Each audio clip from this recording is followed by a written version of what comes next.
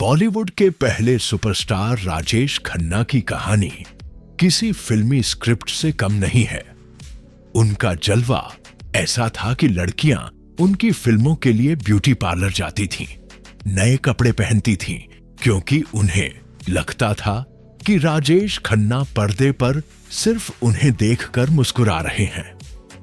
उनका करिश्मा ऐसा था कि हर गली में कोई न कोई उनकी स्टाइल में घूमता नजर आता। लेकिन इसी सितारे की जिंदगी का अंत उतना ही दर्दनाक था। 19 दिसंबर 1942 को लाहौर में जन्मे जतिन खन्ना को उनके चाचा चुन्नीलाल ने गोद लिया और मुंबई ले आए। यहीं से शुरू हुई थी एक सामान्य लड़के की सुपरस्टार बनने की कहानी। शुरू से ही उन्हें थिएटर और एक्टिंग का शौक था। स्कूल और कॉलेज के नाटकों में उन्होंने खूब नाम कमाया।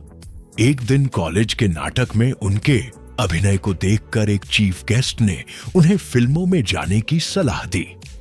इसी प्रेरणा से उन्होंने नाम बदला, जतिन से राजेश खन्ना बने। उनका लग्जरी स्टाइल स्ट्रगल के दिनों से ही चर्चा में रहा। महंगी स्पोर्ट्स कारों में डायरेक्टर्स से मिलने जाते, जो कई बड़े सितारों के पास भी नहीं होती थीं। साल 1965 में उन्होंने film fair United producers talent Hunt जीता और फिल्मों में एंट्री मिल गई। 1966 में आखिरी खत और राज्य से करियर शुरू हुआ। लेकिन असली ब्रेक 1969 में आया, जब आराधना रिलीज हुई। इस फिल्म ने उन्हें रातों रात सुपरस्टार बना दिया।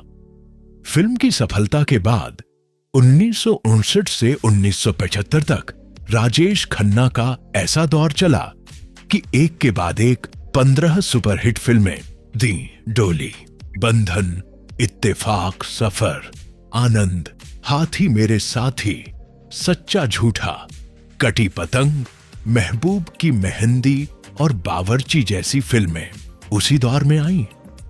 किशोर कुमार की आवाज और राजेश खन्ना की अदाकारी की जोड़ी ने एक जादुई असर छोड़ा।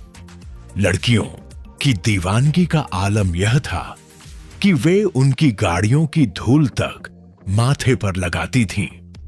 बीमार होने की अफवाह पर उनकी तस्वीरों पर बर्फ की पट्टियां रखती थीं। देश भर से इतनी चिट्ठियां आती थीं कि उन्हें पढ़ने के लिए एक आदमी नियुक्त था। पर यह शोहरत और स्टारडम ही धीरे धीरे उनके पतन का कारण बना। पार्टीज, शराब और देर से सेट पर पहुंचने की आदतों ने इंडस्ट्री में उनकी छवि बिगाड़ दी। सबसे बड़ा मोड़ तब आया जब सलीम जावेद से उनका विवाद हो गया। सलीम जावेद की लिखी जंजीर ने अमिताभ बच्चन को नई पहचान दी और यहीं से शुरू हुआ एंग्री यंग मैन का दौर। सलीम जावेद ने दीवार जैसी फिल्में लिखी, लेकिन शर्त रखी कि हीरो राजेश नहीं, अमिताभ होंगे। धीरे धीरे राजेश खन्ना को नई और दमदार स्क्रिप्ट्स मिलनी बंद हो गईं और वह एक जैसे रोमांटिक रोल्स में ही उलझ कर रह गए। वहीं निजी जीवन में भी उतार चढ़ाव आया। डिंपल कपाड़िया से शादी के बाद उनका रिश्ता टूट गया। फिर टीना मुनीम से रिश्ता बना, लेकिन वह भी टूट गया। आखिरी वक्त में वह अनीता आडवाणी के साथ लिव इन में रहने लगे। शराब और अनहेल्दी लाइफस्टाइल की वजह से उनका लीवर खराब हो गया और 2011 में उन्हें लीवर कैंसर हो गया। 18 जुलाई 2012 को उन्होंने दुनिया को अलविदा कह दिया।